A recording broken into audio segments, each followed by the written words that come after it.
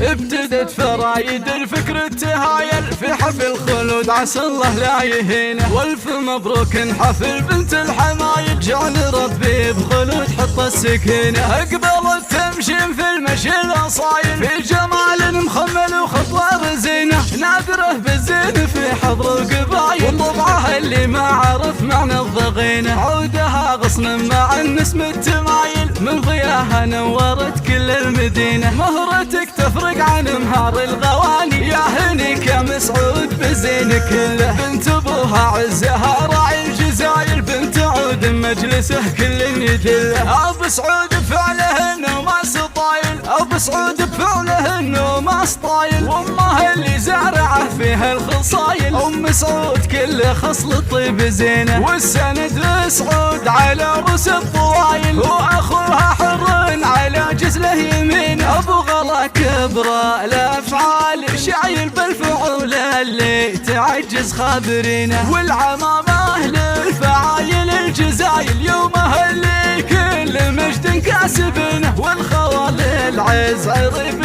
السلايل هم السعد للي نفسه حزينه. المر مكفي تحدي الصقايل اسمهم وقت العزاوي محتمينه. ابتدت فرايد الفكر التهايل في حفل خلود عسى الله لا يهينه. والف مبروك حفل بنت الحمايل جعل ربي بخلود حط السكينه. اقبلت تمشي في المشي الاصايل في جمال مخمل وخطوه رزينه. نادره بالزين في حضر القبايل وطبعها اللي ما عرف معنى الضغينه. عودها غصن مع النسم التمايل من ضياها نورت كل المدينه. مهرتك تفرق عن مهار الغواني يا هنيك يا مسعود بزين كله. بنت ابوها عزها راعي الجزاير بنت عود مجلسه كل يدله. ابو سعود بفعله انه ما سطايل ابو سعود بفعله انه ما سطايل. وامه اللي زارعه فيها الخصايل ام سعود كله خصل طيب زينه. والسند لسعود على رؤوس الطوايل واخوها حر